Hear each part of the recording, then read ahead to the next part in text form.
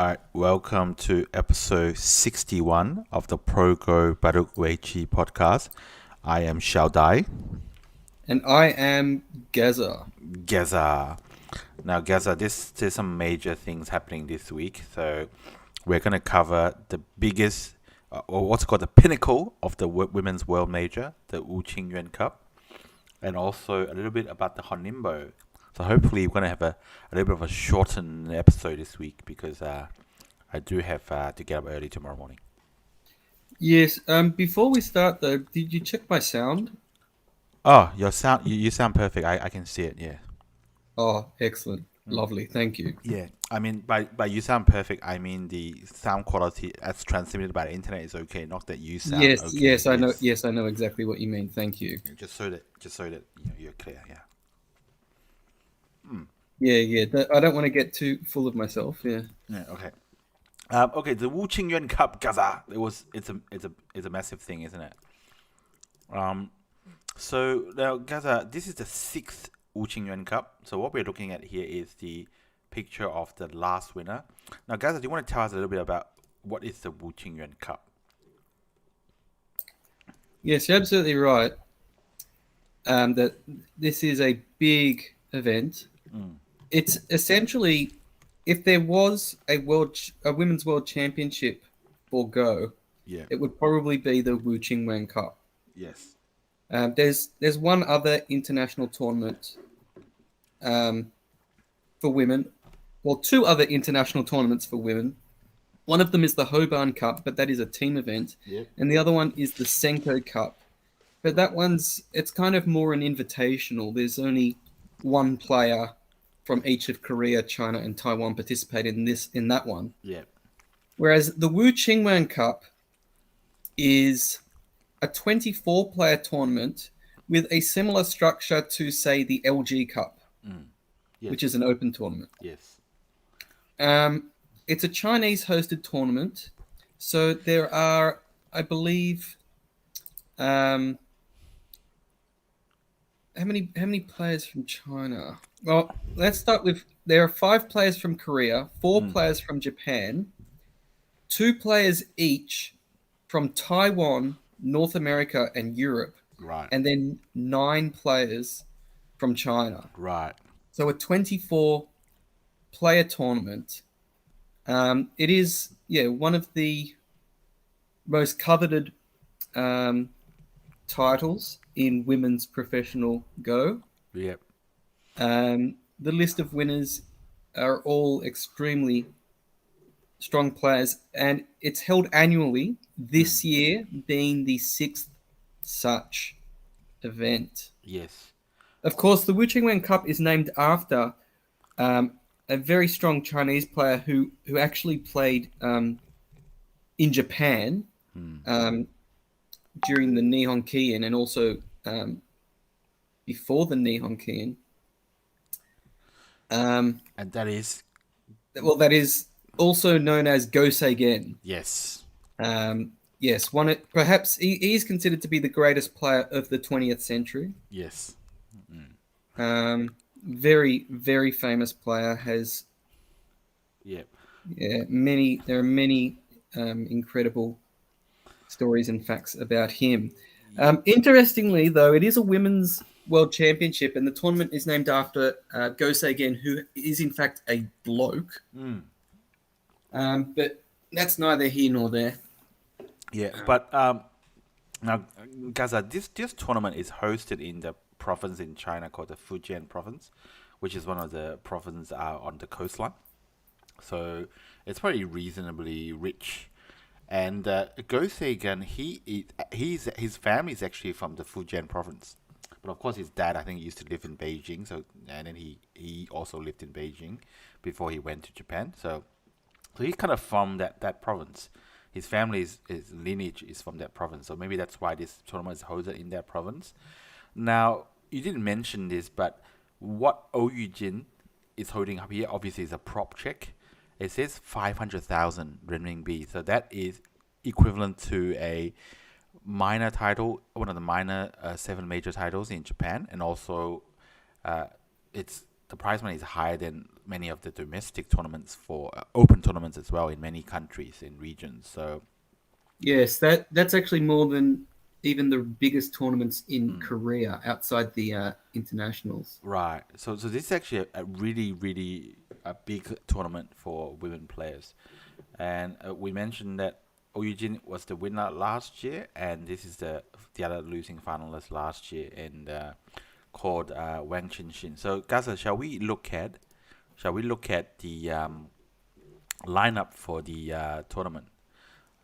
So Nagasa, you mentioned it's a 24-player tournament. So how it works is that in the round of 24, 16 players play each other, and the winners will play the so-called seeds, which are seeded into the next round. So the 8 winners from the first round will play the 8 seeds, and from that point on, it's just a knockout until the final, which is a best of 3. And I think they do. What happens at the end of each round? I do believe that they will do a redraw on the principle that the redraw happens such that that you don't get the player from the same country do not meet. But looking at the knockout table this round, it looks like they might have just kind of drawn the winners against the seeds, like not drawn the winner, drawn the match to a seed, meaning that the winner of the match will play the seed. That's what it looks like. I'm not sure if they did a redraw. That's not what happened. They definitely did a draw. Okay, so they did do a redraw. Okay. Yeah, they do a redraw after every round. Yeah. Nice. So, guys, let's look at the lineup. So what we have is first up is Zhou Hongyu versus Feng Yun. Of course, Feng Yun is 9 Dan, but she represents the US now. She was from China, and Zhou Hongyu, of course. She is a 9 Dan, very rare for a woman player, and she's actually the second ever 9 Dan. Yes. I believe also she has played in every single Qingyuan Cup. Very nice. Now, of course, I do remember last year Feng Yun had a little bit of a trouble with the European player, and she almost lost. She almost lost. She only won by half a point at the end, I believe. So this time, I guess she wasn't as lucky. She drew one of the strongest players in China, which is Zhou Hongyu, and she got pretty soundly beaten by 14.5 points. I'm not sure if I think it is 14.5, because I think the Chinese scoring system, she's quoted as having 7 1/4 stones behind. So that times that by 2, that would be translated to the equivalent in points. So so she's lost by quite a lot. And then we got New Aiko versus Tang Jiawen. Tang Jiawen obviously is a very strong Chinese women player, but not that really famous at this yet. New Aiko, of course, is the title holder. Tang Jiawen almost made the Asian Games team, is that right? Yes, I think she almost made it. I think she was in the what's it called, the playoffs. She came equal with the other player Li He. For I believe Li He. Yes. Yeah, but Li He beat her. So she's a noted player, definitely. But she got beaten by New Aiko, who is a title winner in Japan. Also, I do believe ethnic Chinese. I believe New Aiko's father is a Chinese chess grandmaster equivalent. So Chinese chess is, of course, Jiangqi, the highest ranked. Her father was actually a really famous Shangqi player. What's his name? I have to find. I believe it's Zhao Guorong. I have to look it up. I can't remember. So you're not sure? Not sure. Doesn't sound that famous to me. Oh, well, good for you. What's Donald Bradman's batting average, Gather? 99.94. But who's Donald Bradman? He's a cricket player. First time I heard of him. We got and then we have Yiming Min, otherwise known as Stephanie Yin. Of course, she runs the New York Go Center. Yeah, she runs the New York Go Center, yes. Yes, I don't know if the New York Go Center is still happening, but hopefully it is. I'm sure it is, and Yeah, she's a one. So she's a professional wonder, and she got that. She got that professional certificate from China, correct. similar to Feng Yun. Yes. Yes, So obviously a very strong player. She played one of the European representatives, and Rita Poxai. yeah, Yeah, yeah, and I believe, by the way, Yiming, like Feng Yun, has played in every Wu Qingyuan Cup. very nice. All six of them. So I guess the choice of top players in the North America region is maybe just limited to former Chinese pros or former pros who have immigrated there. It's very limited. I believe I would imagine that Feng Yun and Ming are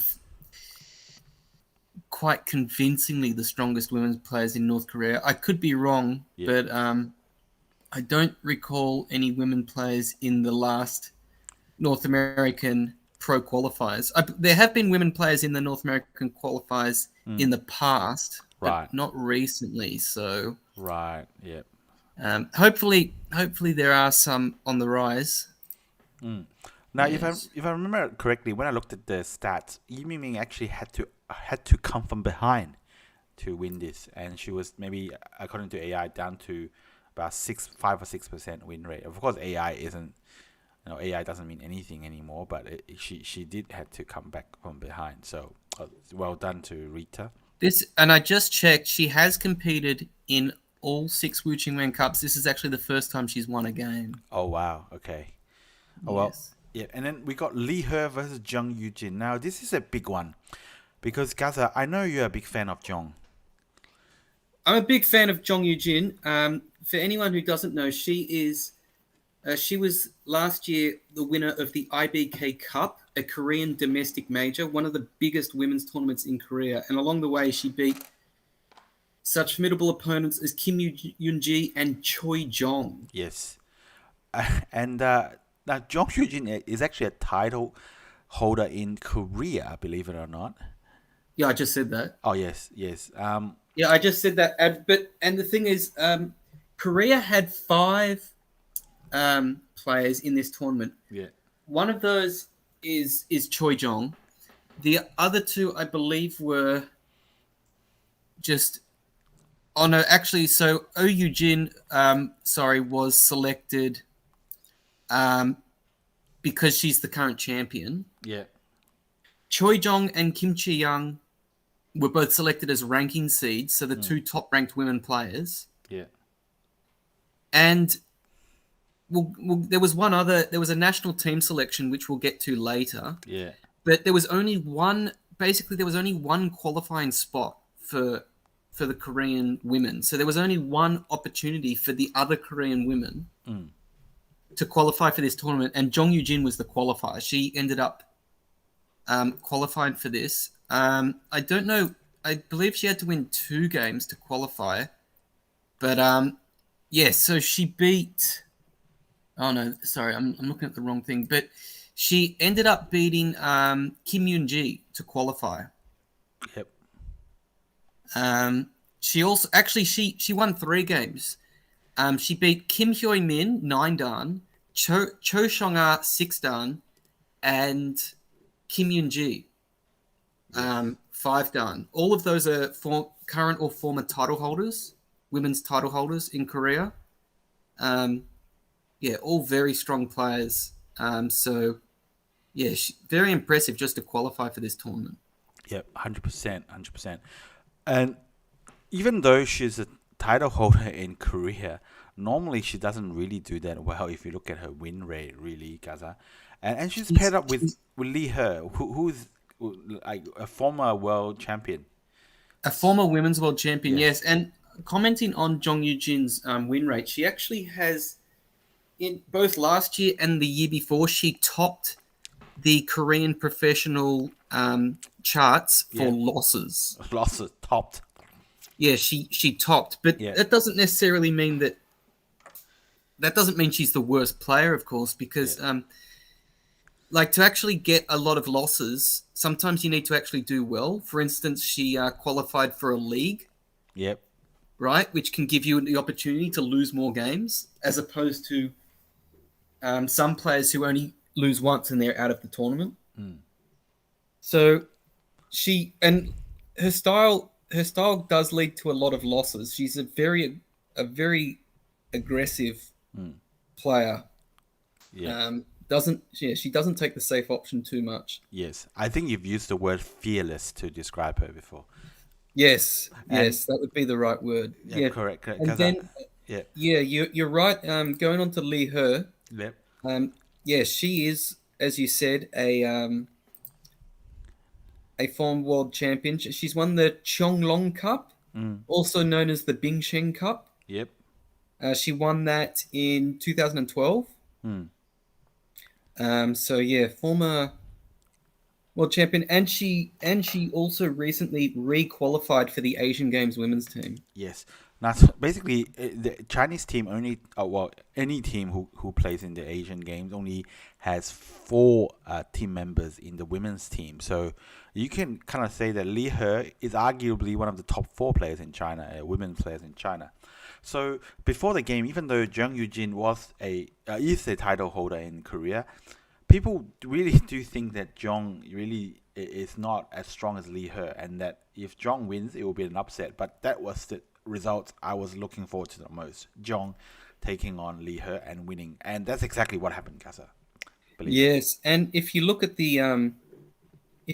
the game, it actually wasn't really close at all. And Right, Zhong Yujin basically had a dominant position by move 50, I would say, right, yeah, and Li He was not able to make mm, any upset at all. yeah, A very surprising. I would say a very surprising win. yep, Even though I am a Zhong Yujin fan, mm, I have to admit that Li He the stronger player. is the stronger player. She's a Yeah, very experienced yeah. um, So player, yeah, so and but yeah, full credit to Zhong Yujin. This wasn't, although it was an upset, it wasn't a fluke. Like, yes, if you look at how she played, she yeah. she deserved to win the game. Yeah. 100%. Now, Jeong, she's actually paired up with Yujin in the next round. So, but I fancy Jeong as a little bit of a dark horse. So let's see how she does going forward. Now Yeah, we got well, yeah.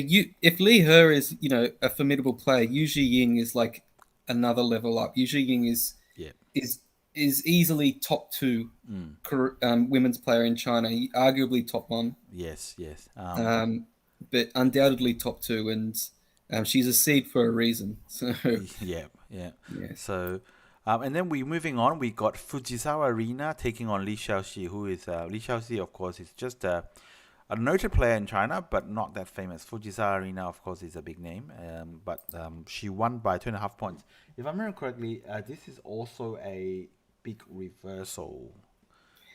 yes, it was a big reversal. I believe that Li Xiaoxi, if do you have the Kifu? I can look for it. I'm just looking for the post where, um, where we have it. But Gaza, you want to talk about the one of the key foods?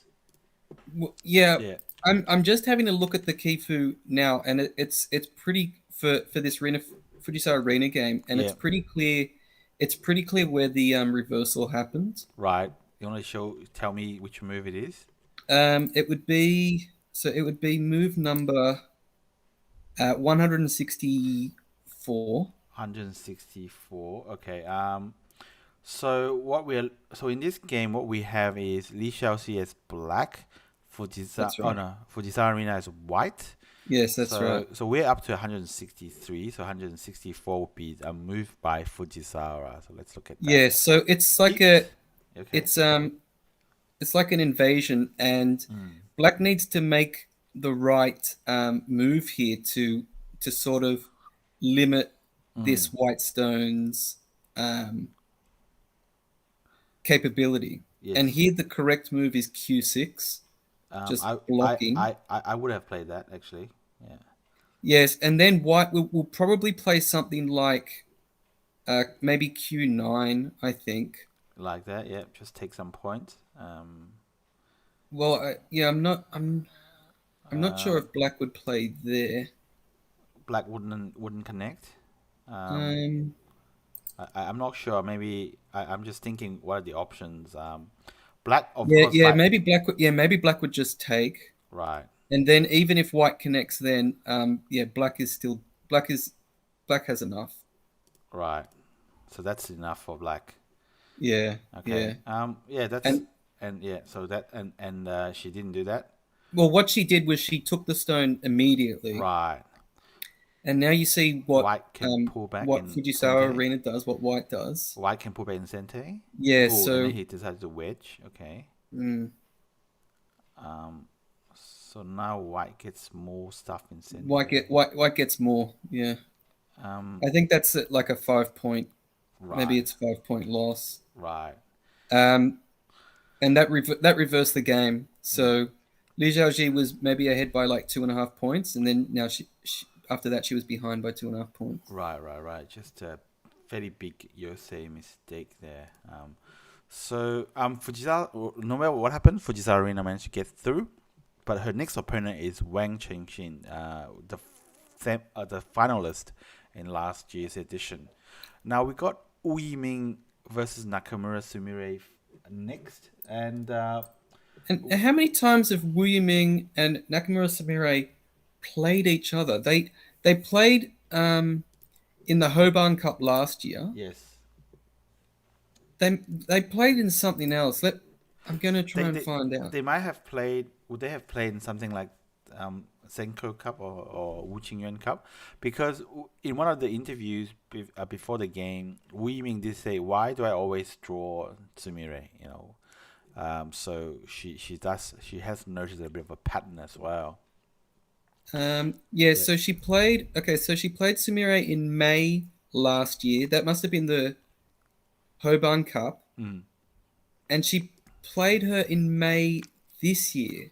right. So that's not long ago. Mm, That wasn't the Senko Cup. right. I'll try and find out what tournament that Right. was. Um. So, well, why are you looking for that? But That. but I do want to say Wu Yiming, I don't think she was complaining Mm, about getting Nakamura Sumire because both of those times she won the game. Wu Yiming yes. won Mm, both times. sure. And it was the women's Jar League. Right. Yes. This year's game was in the women's Jar League. So, but like I said, on both occasions, Mm, Wu Yiming won. yep. So this is round three, I guess, of the Wu Yiming Nakamura Sumire rivalry. Mm. And what happened this time? Well, Wu Yiming made it 3-0, so no third time lucky for Nakamura. Yes, I don't think it was that. Um. I don't think the game was that close. No. I'll just If I'll I just check just to see. yeah. No, it wasn't. No. Yeah, if I remember correctly, it was a pretty big beating from Wu. But then their next opponent, Wu's next opponent is Choi Jeong. Now Wu, I believe she topped the recent Chinese re-qualification for the Asian Games. So definitely up and coming player. I think she's only 15, 16. But taking on Choi Jeong, that's her next task. So let's see how she does in the next round. And then we got China Fang Rouxi. Again, not a really famous player, but still a noted player. She plays the European representative Ariane Ougier, and Fan beat her. So that's And not really a surprise, I guess. no, but I do want to comment on this. Yeah. Um, oh yes, here's the game. If you can you have a look at the Kifu, please, For Fan Rouxi. for this game. Yeah. Yeah. Okay. Um. Tell me where to look, Gaza. Oh, what? Oh, Can't you just it's click coming on up. the? It's coming up. It's coming up. Yes. Oh, yeah, I mean, just the end. Just the end. just the end. Oh, it's 93 moves. That's it. That's the whole game. Oh wow. And in this game, Fang is Black. black, and yeah. So okay. So basically, it's saying that this white group has no chance. It's it's this. I mean, it clearly. So White is in a lot of trouble here, Yeah. and I'm guessing. But you can also see Black's got a lot of territory at the bottom. Right. It doesn't look very easy to invade there. Mm. Whereas White doesn't really have much of anything anywhere. Right. Yes. And I think Ariane just like she could keep playing. I don't like she wasn't going to win, but she could keep playing. A lot of people would play on from this position. Yeah. But I guess that she just didn't. Mm. She just felt what was the point, you know. Yeah. Well, And can't you blame gotta, her. yeah, you gotta feel sorry for her. Like, Yeah. you know, this is she's not going to win the tournament, right? But you Yeah. you want to at least you know, if you win a game, it's fantastic, right? And Yeah. but if you don't win a game, if you at least make them work for it, like Yeah. you can take something out. But in this game, it just seems like she Right. just got completely outplayed, unfortunately. Yeah. Yeah. Okay. Fang Rouxi, obviously a very, very good player. Yeah. But hopefully Ariane Ougier can come back stronger next time. Okay. Sure. So it's a short game, but hey, I'm sure it's a good experience for anyone playing in the World Major. So we got the next up. They're facing Lu Yuhua from Taiwan, who I believe did very well last year in international tournament. Yes, I think she made the quarterfinals of the Qingyuan Cup, and of course she made the final of the Senko Cup last year. That's just amazing. Now we got next up we got Xing and Kim Kyung-gun. Now Xing is I've seen her live on streams and she's very well spoken. So definitely a very good Chinese player. And Kim Kyung-gun, I do believe I've seen her name here and there in the Korean tournament. Now, I just want to say, Gaojing, you say she's very well spoken. Are you saying that she does more of a commentating casting type role? That's what it feels like to me. I do believe she still plays in the Women's Jar League, but I don't think she's that prominent. But she's not like someone like Choi Jeong, for instance. She's clearly a full-time player. Correct. Yes. So, is it possible that Gaojing may be like 90% player, 10% caster, streamer, commentator? Possibly. I mean, I don't know if she streams. She probably doesn't stream, but she commentates well, from what I can see, a lot. Now, mind you, it's not like in China they have like a dozen games, 1 billion games waiting for the women players to play in. They have very few games, so I guess she got to do something. And it's not uncommon even in other places for players to commentate. Seki Kataro is current often recently has been doing commentary on some of the Japanese major title matches. Yep. And Hong Song-ji is a very strong player who also does a little bit of commentary on Baduk TV. He's actually currently in the top 10 in Korea. Right. Yeah. So it certainly seems to be possible to be a top level player, but also do a little bit on the side. And but yeah, I'm not sure how Gaojing was selected. Did she qualify or was she given? I really don't remember. I don't think she was given a wild card though. I think I've got the list of wild cards. I believe. Wait, let me check. I know that you. I think the wild card. Yu Li Jun was a wild card, and Li He was actually the other wild card. Yeah, so she must have qualified. Yeah, right. And thanks to Yujin in the chat for correcting my pronunciation. It's Kim Kyung-eun. Yeah. Kim Kyung-yoon. Yeah. Eugene's in the chat. Hello, Eugene. Hi. But Kim Kyung-yoon. I wanted to mention this. So, like I said, for Korea, there was Eugene selected as the former. She got seeded as former champion. I mean, current champion. Choi Jeong and Kim Chae-young got the ranking seeds, and Jeong Yujin actually qualified. Kim Kyung-yoon was given the national team seed. Right. So I don't quite know what that means, but I believe in Korea there's sort of like a national team. So not all of the pro players are in the national team, like only the top players. Yep. And the top women's players, and then from that group, someone gets picked. Nice. Obviously, not including Choi, Jeong, and Kim Chae-young because they already get picked as like ranking seeds. Yep. So like the remaining players in the national team, and I'm guessing that they don't just pick someone at random. I think they have like scrimmages, like sort of games between the national team members, and whoever does the best gets the spot. That's my guess. Yep. I can probably at some point try and find out what this national team selections mean, but I think that's what happened. But I was a little bit surprised that Kim Kyung-yoon got the national team spot because she hasn't. I don't believe she's played in a women's world major before.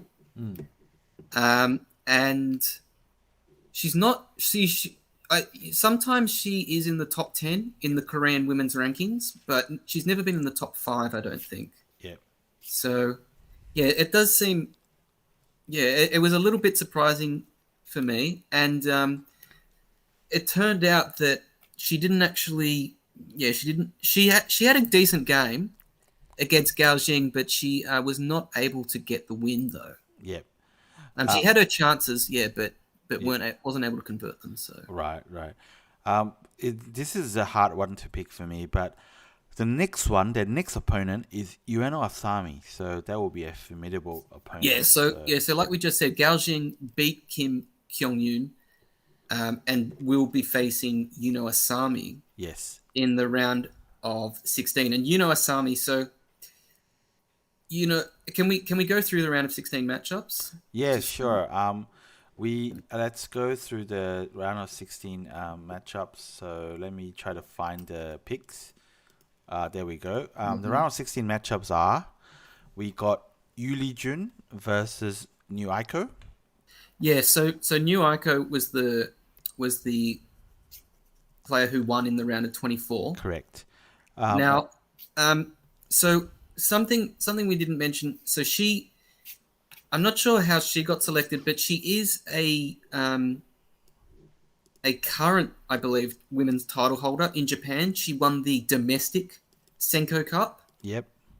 She beat Nakamura Sumire in the final of that one. So perhaps that is what got her a spot on in this tournament.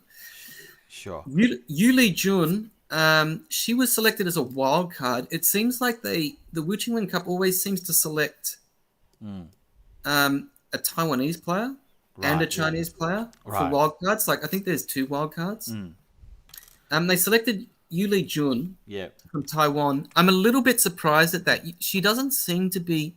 She seems to have gone a little bit along the Hey Jia Jia route. Yeah. In that she doesn't play in every tournament.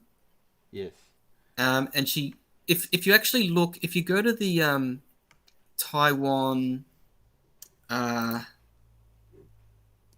YouTube page, I found something interesting in the thumbnail. They had a live stream for the round of 16, and I found something interesting in the thumbnail. So I'll just send it to you.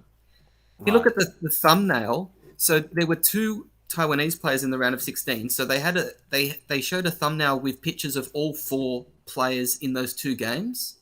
Right. And the Yu Jun one, she's holding a piece of paper. Right. In the thumbnail. I'm not sure if you just click on the YouTube channel, just click on the channel so then you can see the thumbnail.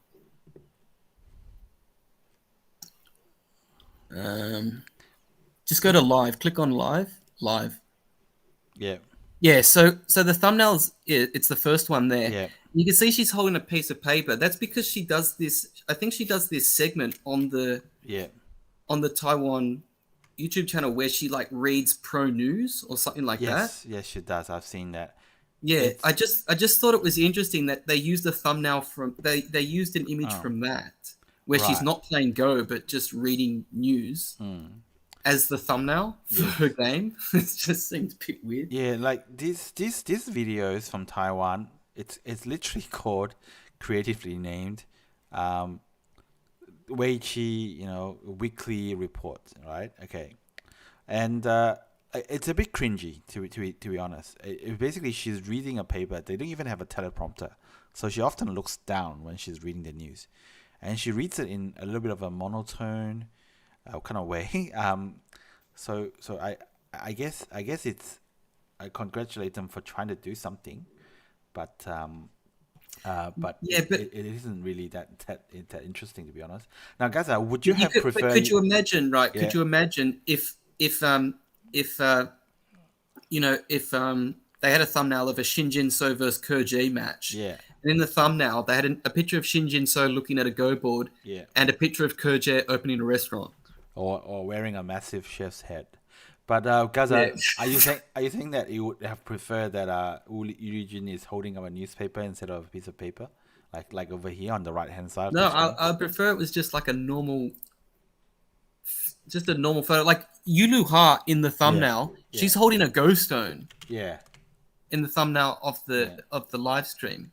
yeah, And that makes sense because in the live stream she's playing Go. yeah. Yuli Jun isn't reading the news in this Right. live stream. She's playing Go. It just seems weird to me that Yeah. they use that picture. Right. But it also seems weird they selected her as the wild card. I feel that there are other Taiwanese players who could have done well, like Yang Zixuan Right. is I believe she's a current women's title holder in Taiwan. Right.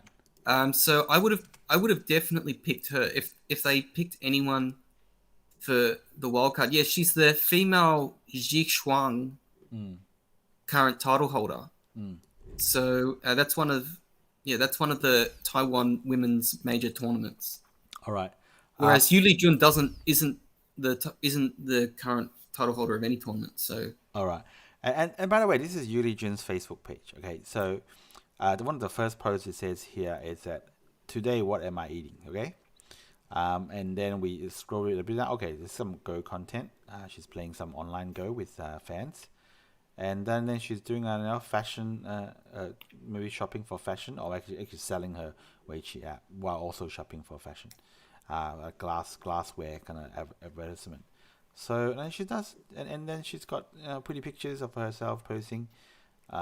This is her, playing on what's called a transparent go board, holding a classical Chinese book.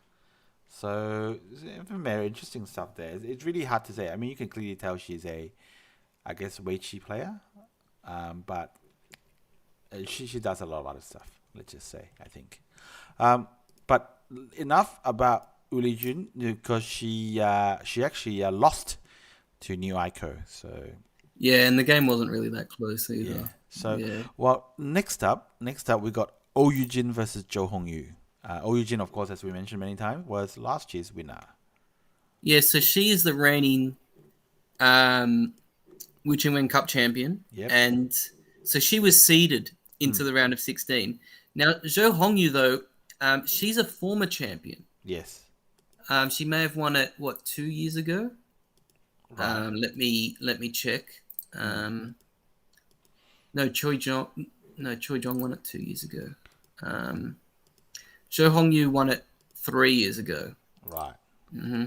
Yes. So, definitely a former winner for sure. Actually, there was not a picture. Oh, there we go. There we go. That's Zhou Hongyu over there. Unfortunately, she missed out on Chinese Asian Games, the qualifier, so she didn't make the Chinese team. She had a little bit. That of is a horrible, correct. Yes, She had a bit of a very horrible tournament. very poor Yeah, tournament, and that was recently. So she might be in a little bit of bad form. yeah. And Gaza, you noticed that in this picture, Yuli Jun is sitting here. I just noticed her clothing is looks like some kind of newspaper. But you noticed something about this picture, Gaza. Wait, let me And look. yeah, Oh yes. So here's a picture of Yuli Jun. Now Yeah. Yuli Jun is actually sitting in the same room as Zhou Yeah. Hongyu. Zhou Hongyu is the woman playing in the background. yeah, Now what's interesting though is that Zhou Hongyu plays for the Chinese Weiqi Association, while Yeah. Yuli Jun plays for Taiwan. yes, But they're in the same room. yes. So they must have been allowed to travel. Now, Gaza, you mentioned that the Qingyuan Cup, they seem to always pick a player from Taiwan as their wildcard. Hmm. Now, there may be some good reasons for that. You learn a lot in this channel, not just about Weiqi, let me just tell you. This is Taiwan, of course, it's the island over here. You can see it on the screen. Now, this province over here, you can see it. Maybe it's a bit small, but it says Fujian. So that's the Fujian province. So you can see here it's geographically the closest, nearest province on the mainland China to Taiwan. And these two places share a lot of historical links. I believe the language that the language that they speak in Taiwan, apart from Mandarin, is a local dialect. I think it's similar to something like, I believe the name is called Hokkien somewhere, Hokkien, and that's kind of spoken in the southern part of Fujian. So they have a lot of linguistic links, and I think majority, maybe quite a bit of the Taiwanese people living in Taiwan, they were actually originally from this part of China. So there's very, very close links. Now you notice here, there's a city here called Xiamen. Now Xiamen, I've seen on Chinese TV many people from Xiamen going on national TV and speaking, and I couldn't tell them apart from Taiwanese speaking, of just because of their accent. Their accent is so close to typical Taiwanese. So potentially just because of the close historical ties and geographical ties and linguistic ties and cultural ties, that's why they always select a Taiwanese player. And also maybe because of the proximity, it's very easy to fly across. So maybe that's why Yujin is here. And also maybe because of the COVID controls are gone. So that's the that's what maybe why Yujin is in the room. But then moving on, we got the big one, the one that I was looking forward to the most in the second round, which is Yujin versus Jeong Yujin. Wait a sec. No, wait. We haven't talked about the result. Oh, of the Zhou result. versus Yujin. Yeah, well, the result was Now, if you're able to go to the Kifu, yeah. I think we can see where the game was decided or where the reversal happened. Now, Oujin actually lost. Zhou Hongyu won. So Oujin in the first Wu Qingwen Cup, after winning it, she lost her first game. Right. And when I looked at the result, it says a black by time. So it looks like it could have been a timing thing, or maybe it was just dead loss anyway. So if you go to move 117. 117, yeah. Mm-hmm. Okay. What's happened? Now, black plays Atari? in the corner. Oh, okay. Right. Yes. Now white here responds to this move immediately. Okay. Yep. And this was apparently a mistake because Right. what white can do is that single stone Yeah. in the center, that single white stone in the center, white can actually extend out. Single stone like this The one. single white's that one. Yes. White Yeah. can play just below it, and that causes a lot of problems for black. Yes, I can see that. Yep. Because it actually captures those two black stones. Right. White gets a lot more points. Right. Okay. But instead that stone gets captured. That ended up actually being, I think, a 9-point reversal. Right. So the biggest move it was actually capturing these two cutting stones in the middle, not by playing somewhere around here. That's what you're saying. Okay. Yeah. Okay. Sure. And that's how Oujin fell behind. You're saying. That's where Eugene lost the game, I think. Right. Okay. From there there was too much to come back from. Right. Okay. So in this game, but I don't know. The result is black by time, so I don't know what's happened. Well, black was winning. Okay. Black was winning at the end, so it doesn't matter. Okay. So we got Zhou Hongyu beating Oujin and progressing to the quarterfinals. And then Yes. Now let's go on to the. Let's just keep on going with the round of 16 games. yes, so we got Yujin versus Ougier, Jeong Yujin, yes. Yeah, Jeong Yujin versus Yujin. Now Jeong Yujin is the yeah, she's a very young. So we didn't mention she's actually a very young player. Right. She's around the same age as Wu Yiming. Oh, so only 15, 16, yes. And slightly older than only slightly older than Nakamura Sumire. They're basically the same generation. Yep. That's Jeong Yujin over here. Yes, and Yu Ying is one of the most accomplished women's players in China. Yep. But she has yet to win the Wu Qingyuan Cup. Yes, that's Yujin over here. But in this game, I did look at the key for a little bit, Gaza. I would have to say that Jeong Yujin put up a decent fight, but Yujin just proved to be too strong. So Yujin won this one, not unexpected. Yes, it was a good effort by Jeong Yujin. Yeah. But yeah, Yu Ying, nothing to be ashamed of losing to Yu Ying. I think Jeong Yujin can be proud to have gotten won her opening game against Li He. Yes. That's very impressive. Yeah, but very impressive. Yu Ying just too strong for now. Mm-hmm. Yeah. And then moving on, we got Wang Qingxin taking on Fujisawa Rina. Yes, Wang Qingxin, of course, is last year's finalist. So she was seeded into the round of 16. Yep, that's her here. Of course, her husband is Liu Xing. And we got, of course, Fujisawa Rina. It's the lady on the right over here. Yes, on the right. You would say former women's top player. But she wasn't seeded into. Only Asami was seeded into the round of 16. So perhaps that's a sign of changing of the guard. Yes. In Japanese women's professional Go, but. Now, and guys, I don't know if we can read too much into this, but in this picture of the Japanese contingent, we do have Ueno Asami in the middle. So I'm not sure if we can read too much into that. That could be a height thing. Yeah, could be. Okay, so, but actually, I think Fujisawa Rina won this one, right? That's correct. Yes. She did win. It was actually a fairly convincing win as against Wang Qingxin. So both finalists of last year's tournament lose their opening game. Same as the LG Cup, actually. Yep. Oh, wow. Okay. So good one for Fujisawa Rina.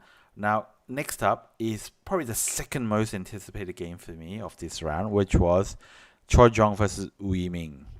Yes, this one very highly anticipated. Choi Jeong, of course, is, I would say, inarguably the number one women's player in the world. Yes. I mean, without question, number one women's player in Korea. Yes. But she probably is number one in the world as well. She's the current Senko Cup champion. She's a two-time former Wu Qingyuan Cup champion, the only person to have won it multiple times. Yep. And Wu Yiming, of course, is basically China's rising star. 100%, yes. But I also looked at the Kifu, and let's just say Choi Jeong basically completely crushed Wu Yiming. And I don't really think it's a fair fight from the beginning because Wu Yiming started running a dragon for some reason. And her dragon got chased around. Not only did the dragon got chased around, her dragon actually eventually got killed as well. So, oh well. Oh yes. Yeah.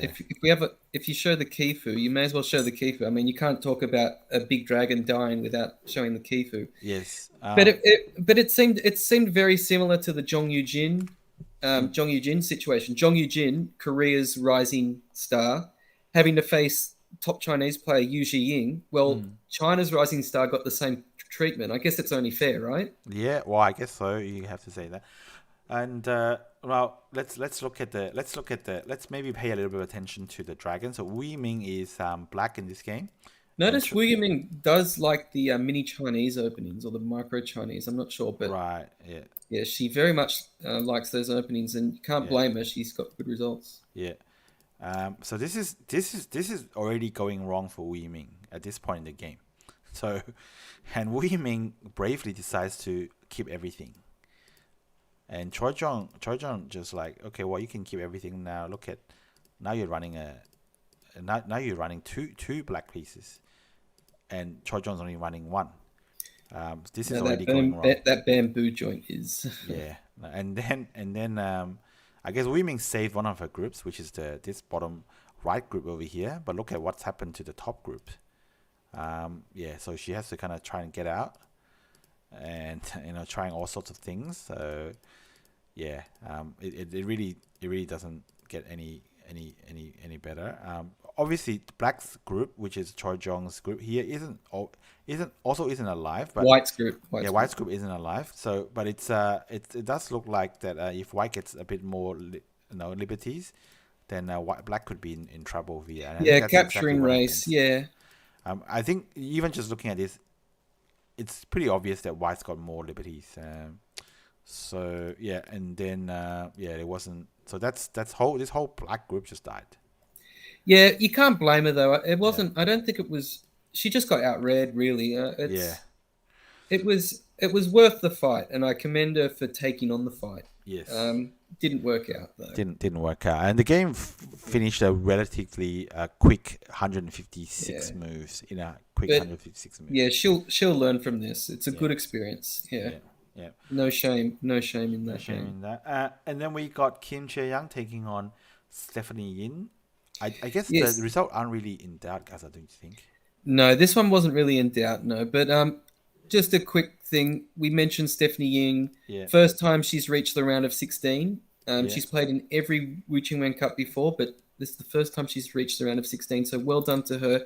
Kim Chae-young is actually a former winner of the Qingyuan Cup. She won the inaugural Qingyuan Cup. Yes, and that's Kim Chae-young here. The game wasn't completely one-sided. It wasn't until maybe around move 90 or so before Kim Chae-young finally, got an insurmountable advantage.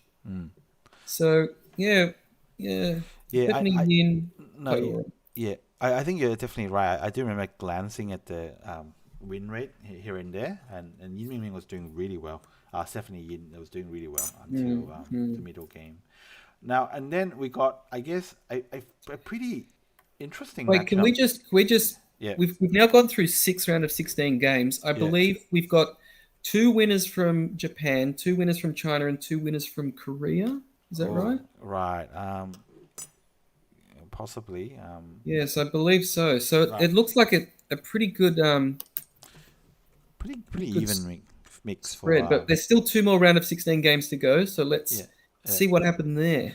Now, Ueno Asami versus Xing is a very interesting matchup because yes, Asami. Yes, Asami she won the Senko Cup last year. Of course, historical moment. Yeah. For Japanese women's go, the first ever women's world champion from Japan. Yes, and we've mentioned this multiple times before. Ueno Asami might be considered Japan's number 1, definitely by title count and the prestige of those titles, overtaking Fujisawa Rina. Whereas Xing is maybe a noted player, but definitely not considered one of the strongest in China. But no, has she actually won a title? I don't remember. I don't think she has in China. No. She's won several. I think. Right. I think she's the one with the national championships. Right. By several, I mean maybe 1. Right. I'm not sure if those are kind of those. You know how some Chinese national championships, they have no prize money attached. Yeah, this one has a prize money of I think around $1,000. Right. I believe that it's really just the prestige, because of the small prize money. Not everyone enters it, but she is a national champion. So. Yes. So just for context, China used to run what's called the national individuals. Yes, that's it. Yes. And those competitions come with basically virtually no prize money. Like you mentioned, 1,000. Like that's kind of what it was. And when I remember reading those magazines, I would see a different name every year. And that's because the top players, the Jar League players, they don't really want to participate in that competition because it's got no prize money. So, and if you lose some rating point, if you lose some rating points, it's gonna make it harder for you to get into the major tournament. So it's kind of one of those tournaments that's shunned by the top rated players. So yeah, that's kind of how I feel about those tournaments. But then we got Xing taking on Ueno Asami, but maybe the storyline wasn't so expected because Xing was basically had Ueno Asami by the ropes. Yes, and this is the game of the week for me, Yes. and I really want to look at the Kifu Right. here, if you don't mind. Yes. Now, I just took a glance at the Kifu here and there. I watched the live stream a little bit. But I believe Xing basically, if you look at the AI, was winning by 100%. 100%. As good as it gets. And I guess most people were expecting her to win. But Nagaza, tell me which one Xing is white. Yeah, Xing is white. Game. Yes. Ueno Asami is black. And while you're going through the Kifu, something that we didn't mention is that this entire tournament is being played on computers. Yeah. This is despite the fact that, for instance, for the LG Cup, that's being played face-to-face. Yep. And China has lessened their restrictions, but still the tournament, the players, for instance, the Korean and Japanese players are not traveling to China to play this tournament. It's being played remotely. So, and even as you saw, I'm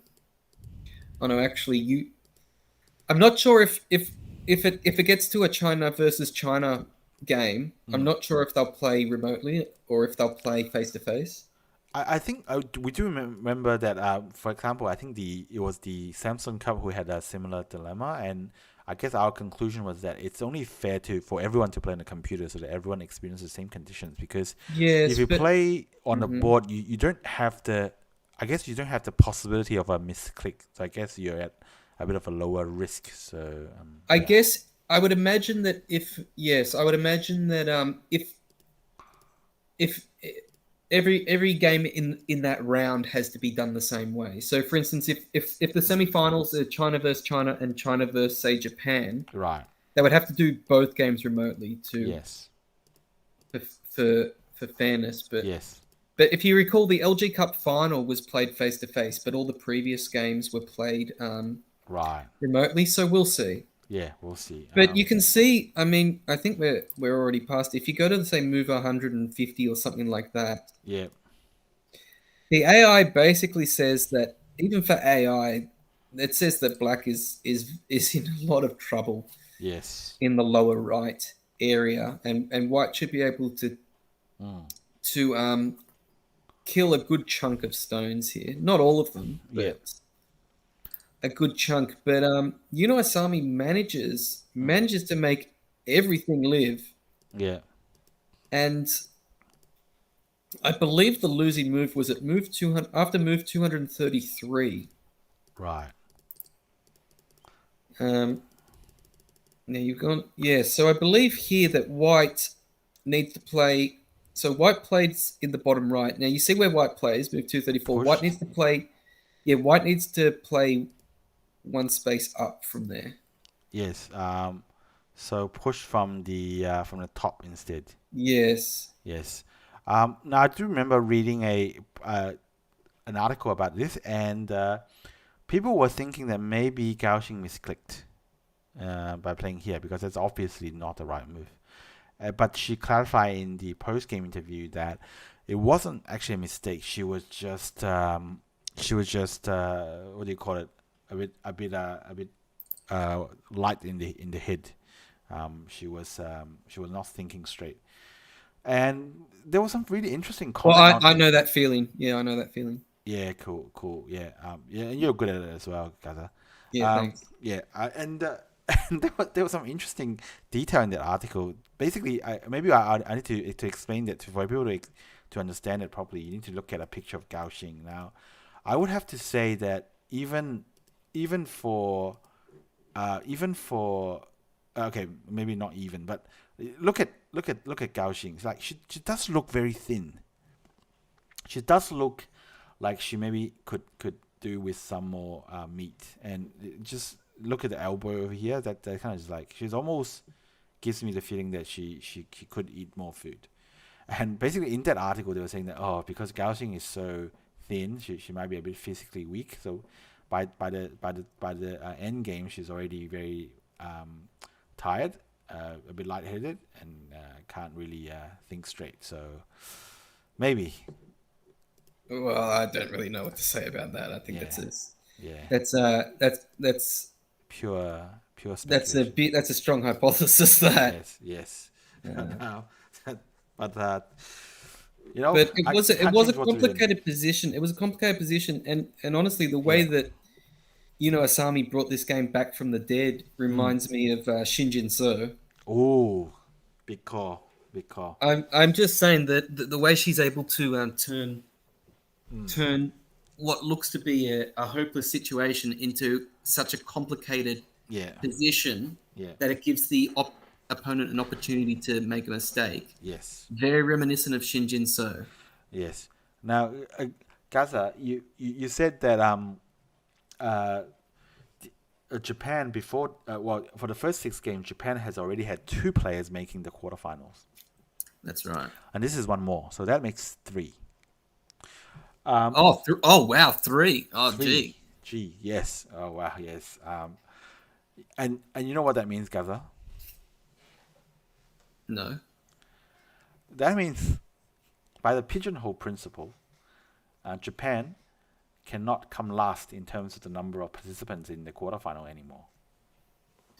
Okay, so we still, I guess you're, out of Japan, China, and Korea. Yes. That is. Yes. Because Taiwan is St. Legion. Yes. Yeah, they'll have the most participants, maybe tied with another country, but yes. Well, I mean, you could see a Korea being wiped out, and then China would take the top, I guess. But Korea already have 2 spots in the quarterfinals. Okay, cool. Okay. But there's one more game left in the round of 16. What is that game? And that is between Liu Yuhua of Taiwan and Fang Rouxi of China. And yes, Liu Yuhua was given a wild card. Both of the Taiwan reps, interestingly, were given a wild card. I'm not sure why Yu Li Jun was given. A seed into the round of 16. Sorry, I'm not sure why Yu Li Jun was given a seed into the round of 16, considering she was a wild card selection, but she was. Yep. And Yu Lu Hua was also given a seed. Now, she is a former runner-up of the Senko Cup last year, and she also made the quarterfinals of last year's Qingyuan Cup. Right. So Gaza, I think at the beginning of the podcast, I said it's a so-called seed. So I don't know if it's seed or just like by a random draw. I'm not really sure. But hey. I don't think it's a random draw because Korea's top 3 players all got seeds. Right. Japan's seed just happened to be their number 1 player, Asami. Yep. And China's seeds were, what was China's seed? Yujin, maybe Zhou Hongyu as well. Yeah. No, for the other countries, the seeds were their top players. Yes. So. Oh yeah, by the way, Zhou Hongyu wasn't a seed because she beat Fang Yun in the first. Okay, Wang Chengjing, was a seed, but she got a seed. Yeah, my apologies. Zhou Hongyu didn't get a seed, but Wang Chengjing did. Yeah. But she got it because she was runner-up last year. So. Sure. But what happened in the game is, of course, Fang won. So all Taiwanese players were eliminated by this point. Yeah, not only were they eliminated, they actually, because they were both of them got seeded into the round of 16, they didn't win any games in this tournament. Yes. And in the games they lost, neither of them were really close. They were both pretty convincing losses. So a really disappointing performance by the Taiwan contingent in this tournament. Hopefully they'll be stronger next time. Yes. Now, it's a bit newsworthy because the quarterfinal has 3 Japanese players, and you would probably not see that in an open tournament. I mean, Japan would be, I guess, happy with 1 in the quarterfinal, but now they have 3 in a women's tournament, international major. So that's pretty big for Japan. So hoping to see a Japanese winner this year. We've got comments in the chat by Elon saying that Yu Jun gets to the quarterfinals of open tournaments Yeah, in Taiwan. Is that true? I think I did not know I this. think there was a lady who made it to the Mingren That was quarterfinal. Yeah, that was Yang Jichuan. That was Yeah. and that was who I suggested should have gotten the wild card instead of Right. Yu Jun. Yeah. So yeah, you've got Yang Jichuan who made the quarterfinals of an open tournament, and she doesn't get the wild card. I don't know which tournament Yu Jun made the quarterfinals. I would love to know if someone's able to do the research. And maybe if someone does the research, can you check if Yu Jun actually made the quarterfinal of a beauty pageant in Taiwan, please? Also. Thanks. No, don't do that. No, Okay. So Gaza, we got all the quarterfinals finalists, and they did believe it or not, they did a redraw, and the redraw are out. Yes, And, we have the redraw. Now, the quarterfinals, as of this recording on a Saturday, the round of 24 happened yesterday on the Friday. The round of 16 happened today on the Saturday. And the quarterfinals happened tomorrow, the Sunday. So by the time you see this podcast, quarterfinals may have already happened. Yes. But that's okay. Yes. We'll tell you them anyway. Yeah. And now I'll try my best because I've turned on the English translate on a Chinese website. But this is the quarterfinal matchup. Some big ones, guys, are big ones. Ueno Asami versus Choi Jeong. Massive. Now, this is actually, I believe this is a replay. Right. Of last year where they met in the quarterfinals. Yep. They met in the quarterfinals, and on that occasion, they were both world champions. Choi Jeong was the reigning Qingyuan Cup champion, while Ueno Asami was the Senko Cup champion. Right. And on that occasion, Choi Jeong won. She won their matchup, and then she lost in the semifinals. Right. Yes. Okay. So that's yep. So I'm not sure if. Oh, but of course, Choi Jeong also played Ueno Asami a second time last year, and that was in the Hoban Cup, and Ueno Asami won that one. So, and that eliminated Korea from the Hoban Cup. So, yep. I guess they're one apiece. I'm not sure if they've played a third time. I can't remember any other time that they've played. Right. But in those two games they went one game apiece. Yeah. So yes, it'll be interesting to see what happens this time around. Yeah, and then Gaza, that you thought that was a big one. There's another big one coming because it's Yujin versus Fujisawa Rina. Another massive game. Yes. That's. I would have to put Yujin as the favorite there. Yep. And I'm just quickly checking. Just on the other one, Ueno Asami and Choi Jeong have played apparently 4 times. Right. And their record is 2 games apiece. Very nice. And their most recent one was in the Hoban Cup where Ueno Asami won. So Choi Jeong is trying to perhaps get revenge. Right. Yes, but then onto this one, Yujin and Fujisawa Rina. So Yujin is perhaps the number 1 women's player in China. Fujisawa Rina, top 2 in Japan.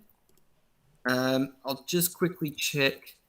Apparently, they've played 12 times. Oh, wow. In the past. I don't know. I'll just quickly check. 1, 2, 3.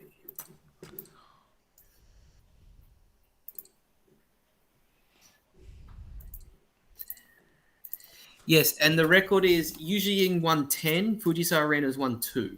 Oh, wow. Okay. So Yujin seems to have the edge on Fujisawa Rina. Yep. I think it will be tough for the Japanese player. Yes. And then we also have Hongyu versus Kim Chae-young. Maybe less big than the first 2, but still big. Interestingly, though, of these matchups, of these quarterfinals, this is the only one between 2 former champions, 2 former Qingyuan Cup champions. Hey, believe it or not, hey. Yes, so that will be one to watch. Very, very interesting. Hopefully, Jeong you can recover her form. And And I just quickly check. Apparently, they've played 3 times. Hongyu has won on all 3 occasions. yes, oh, that's a bit of a surprise, but So, we'll see. so Kim Chae-young is looking for her first win. Yes, so we have comments in the chat saying that Ueno Asami playing Choi Jeong is the female version of Guli playing Lee Se-do. I would say that would be Yujin versus Choi Jeong. Right, personally. right. Ueno Asami would be I don't know, Ougier playing Lee Se-do. No, Yuno Asami would be Iyama. Right. Okay. Good. And then we have Fang Rouxi versus New Aiko. A bit of I don't know how the draw went, but they seem to have put the two most inexperienced players against each other as well. Yes. It will be incredible to think that one of these players is going to be in the semi-finals. Yep. I would consider these to be the two weaker players. No offense to them; they're obviously still good, but they're certainly the two least accomplished players of the 8 quarterfinalists. Yes. They also have not played each other before. This will be their first matchup. Yeah. So I don't know what to say. Fang Rouxi, who have her opponents been so far? She played Ariane Ougier. Yep. And Liu Yuhua. Her win against Ariane Ougier is, you can't really say much about that. Her win against Liu Yuhua was very dominant. So, on the other hand, New Aiko, she played.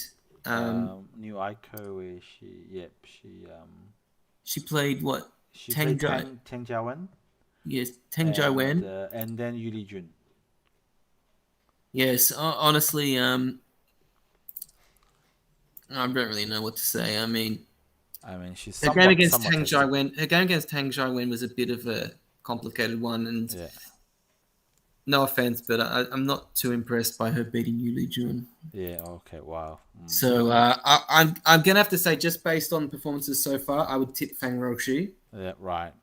But let's see. Again, there's that one's gonna be, that's the most difficult one to pick. Yeah. Yes. And I would even go as far as to say that is actually Japan's best chance of getting into the semifinals. Ooh. I would agree with you there. Okay, sure. I think that I think Choi Jeong will win. I think Yu Ying will win, and I also think Zhou Hongyu will win. Yep. And if Fang Rouxi wins, that would be 3 Chinese players in the semifinals. Yes, so plenty to look forward to tomorrow. And I think, if I'm not wrong, they're not gonna. Tomorrow is as far as they go, and before they restart the semi-final and the final sometime later. So yes, I believe you're right. Yeah. When are the semi-finals being played? We don't know. I'm not really sure. I don't remember. Maybe it is there, but I just don't remember. It's not this month. I know. I can see that much. Right. Yes. I really don't know. It doesn't say. I guess we'll figure it out when it does happen. It perhaps has not been scheduled yet. Yes, possibly. Okay, so that's the Qingyuan Cup. Definitely a tournament I look forward to very, very much. Can't wait to see what happens tomorrow with the quarterfinals. But Gaza, to wrap up the show, we do have another big one this time from Japan, which is the 48th Honinbo Game 3, which we almost missed in the calendar last week. But yeah, we almost missed it. It sort of just came up by surprise, to be honest. Yeah. But Game 3 of the Honinbo. So Honinbo is one of the big title matches in Japan. We've mentioned before how it's going to be downgraded for next year. For the next edition. Yep. But we won't mention that. At the moment, it's currently one of the big 3 majors in Japan. The final is a best of 7, with each game taking 2 days. This week, we had Game 3 of the final. Yes. Now, the 2 players are the current Honinbo title holder, Iyama Yuta. Pictured here. And the challenger Ichiriki Ryo, who is challenging for the second consecutive year. Now, Ichiriki won the first 2 games. Right. And then in game 3, Iyama ended up winning. Right. If he didn't win this, he would have had a long, would have been a tough fight to retain the Honinbo, but he did win game 3. Yes. And did you watch the game? Yes, I did. I didn't. I was a bit surprised how easily Ichiriki gave up the top left-hand corner. Now, what happened in the game was Ichiriki started taking all 4 corners, and I think he kind of succeeded. At least he's got what I would call 3 3/3 of the corners. But Yes. then somehow, Can you show us the Kifu, please? yeah, let me see if I can find it.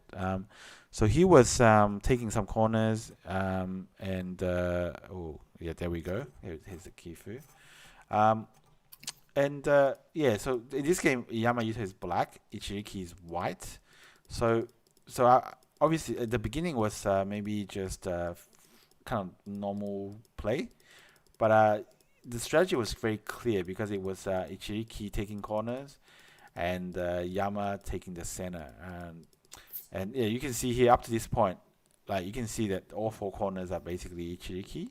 Maybe this one is at least half. So Ichiriki's got all the corners already. And what's interesting about here is that Ichiriki decided to run this middle group, and ultimately at this point I would have thought that Ichiriki is leading, but AI says it's kind of okay. So and wait, can you just that was actually the end of day 1, by the way. Correct. This is the end of day 1. So Ichiriki's got corners and got a middle group, which I thought was pretty safe. Black's got some issues here with the cut, and Black's got 1 stone cut off. So if you ask me, I would have thought that White is leading, but apparently AI was saying that it's still relatively even. But then this is the sealed move, Gaza. We play here. Now I asked around. I said, "What do you think about this sealed move? Is it surprising?" And one of the comment was, "It's surprising in that it's so normal." Maybe it wasn't so surprising. Now, Gaza, this is I don't know how you felt about the game, or if you looked at it with AI, but I found this very strange. So of course I mentioned this cut, which is what White can do. So White ended up getting some stuff in here, capturing even more black stones. So White's taking more and more. Do you think, if you don't mind me interjecting, do you think that cut was the wrong decision?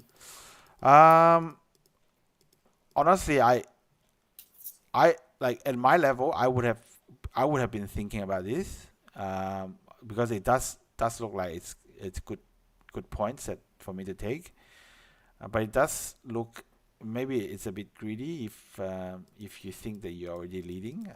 I'm completely in line. I would have done it as well, just for points. Yeah. But as it turns out, it may have been a bit greedy, and it may have allowed Black too much time to get strong in the upper left. Yes. In the upper left and upper and center area. Yes. So maybe Ichiriki was forced into it, but what I thought interesting was how much Ichiriki gave up on the top left-hand side over here. So you can see how as the game progressed, Ichiriki firstly got made into a big dumpling over here, and Iyama Yuta just even though he's very tight on liberties, he did end up kind of causing a lot of trouble in this corner.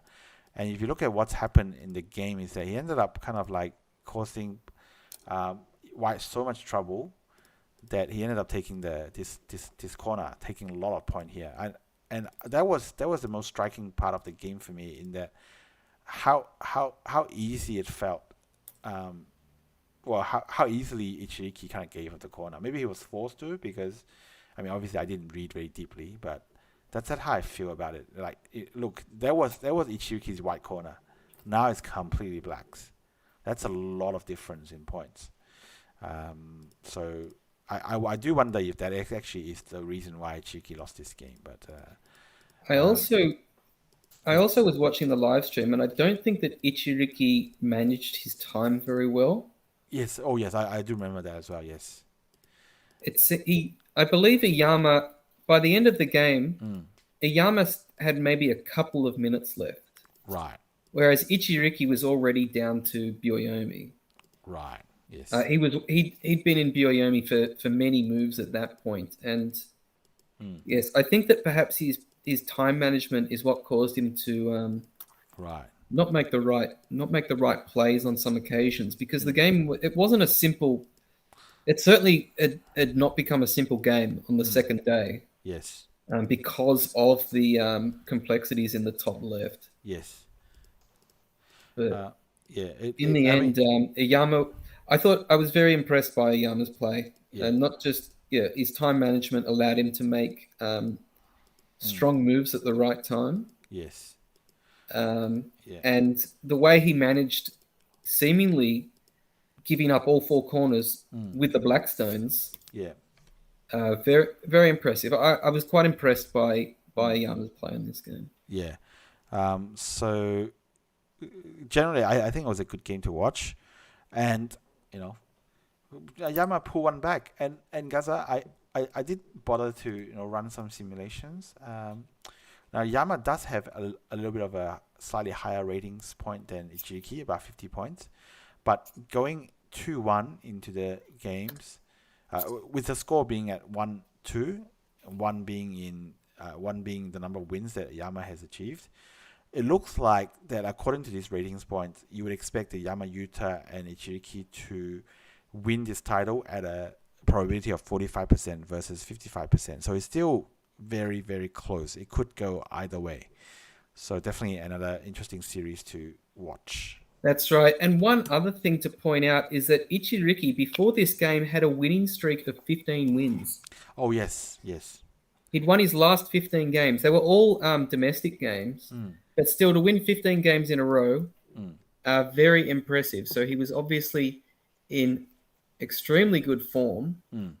So, again, impressive work by Iyama to stop that winning streak and only pull back to only being one game behind in this title match. Yes. Now, like I said, we almost missed game 3. I don't actually know when game 4 is. I'll just quickly see if I can find out. I'm sure it's not this week. Yeah. And while you're doing that, we're just going to go through some picks. This is the sealed move. It looks like what they do is they just draw a circle there. That's the sealed move. It's signed off by all the players. And I've mentioned this many times before, but Japanese tournaments, they do like to take pictures of the food. So it's a bit of a food porn there as well. But while you're looking that up, I have looked it up. It's actually in 2 weeks. So it's on the 20th and the 21st. Very nice. So after next week's podcast. Yes. So given you've looked it up, I guess it's time to look at the calendar in full so we can see what's happening. Yes. Now, just quickly, there have been some other things that have happened, but we'll cover them next time. Yes. So the Weiqi Construction Cup, some games happened, which ended up determining the final, but we can talk about that next week. Yep. The Eihan Tongshan Cup prelims happened. That's a big tournament in China. Yes. Again, we can talk about that next week. Yep.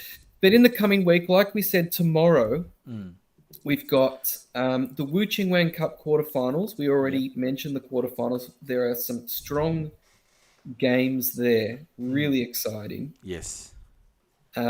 We also have an even bigger event this week. How can something be bigger than the Qingyuan Cup? Well, we have the Chuzhou Lanka Cup final. Yes, which is an open world major. An open world major between Guzhou Yep. and Xinjiang, believe it or not. Guzhou and Xinjiang. This is going to be a best of 3. Guzhou will be looking for his 2nd ever world championship. Xinjiang would be looking for his 5th. Yes. Some would say 6th, but I digress. Well, I actually want to mention something about that, but after we go through the calendar, I will mention it. Sure. And then I do believe in Japan we have the author challenger round of 16. So we have it. Yeah, we have an author challenger, but it's round of 16. It's between Seki Kataro and Su Shawan. Correct. But it's like I said, it's a round of 16, so not a big one. But we do have a bigger event in Japan, the Aizu Central Hospital Cup final. So that is a Japanese women's major, domestic major. Yeah. Between the current title holder, Asami, and the challenger, Fujisawa Rina. You'd have to say the two best women players in Japan currently. Yes. Definitely a massive game there. It looks like we also have a Women's Jar League round on Tuesday. Is that correct? I do have to check that sources. I might have put that in quite a long time ago, and believe it or not, no one is keeping a calendar anymore on the internet, so I can't say for sure. Wait, I'll just quickly check now because I have a special calendar, and I don't think it's happening. Okay. Well, I better. We may have to delete that one. Sorry for any Jar League, Women's Jar League fans. But it's been deleted. I don't know what I was talking about. But we do have a big one, and I haven't put it in the calendar yet. But I can confirm. Yeah. I can. Do you know what I'm confirming? I no. The In Cup final. Oh, when's I can confirm it's happened. Oh, Elon picked it in the chat. Yes. The In Cup final is happening. It has been confirmed. It's been confirmed. For August 21, game 1 of the In Cup final. August 21. So let me see if I've been preseeing it and have already put it in. I haven't. Oh my God. In Cup final. Game 1 is August 21. Yeah. Games 2 and 3, August 23 and August 24. Yes. It looks like it might be a best of 3. Sorry, what did you say? 24 and 25? Oh, no, and 23. 21, 23, and 24. Yes. Now, you've noticed, guys, that the In Cup final, even the In Cup, have gone to best of 3. It seems like it's been pushed down to a best of 3. All of the previous In Cup finals were best of 5. Yes. So it's very interesting because In Cup is between Shaker and Shinjin-so, and because it's so special, I've decided to give it a different color in the calendar. It's the color is called banana. So hopefully this is This is special. Yes. I can't. And the reason why it's so special, not just because it's the In Cup, but because it's going to be held 2.5 years after the semi-finals. Yes. Kind of ridiculous. Like it's so long that we have had people come into our Discord, come into our subreddit, say, "Oh, can you guys help me out here? Yeah. I want to know the result of the In Cup final. I know it happened between Shinjin-so and Shirker, but I can't seem to find the result. Who won? Yeah. Like people come and ask us that. Yeah. And we have to tell them it hasn't even been scheduled yet. Yes. It's just embarrassing. But now it has. Yes. Thank God. Oh yes. And I hope that it's face to face. It deserves to be face to face. Yes. But yeah, we'll talk about it when we approach it. Yes. Yes. This is the first time we've looked so far ahead in the calendar. I can't believe it. Yes. But I think like this will probably be the second biggest. This is bigger than the Nongshim Cup final, in my opinion. Oh yeah. I wouldn't usually put In Cup final ahead of Nongshim Cup final, but just because of the anticipation. Yeah. Just this one time, I would say, it's bigger than the Nongshim Cup final. Not as big as Asian Games though. Not as big as Asian Games. Oh okay. Yeah. But yeah. Wow. Congrats to Shinjin-so on winning his 6th international title. So yeah, you're funny. Yeah, thanks. We'll see who's laughing come August 25th. Shinjin-so, yeah. All right.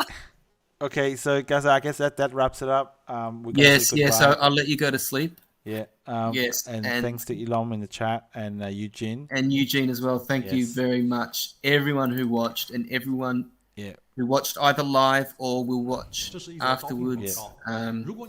Again, if you have suggestions, we have had suggestions in the Discord of topics to cover. We'll try and take on those suggestions. in future podcasts. Thanks so much. Yes, and it does look like the Korean League has concluded today. So yeah, the Korean League has concluded today. We will catch up with you guys on the Korean League in next week's podcast. Yes, 100%. And with that, I guess it's time to say bye. Yes, goodbye.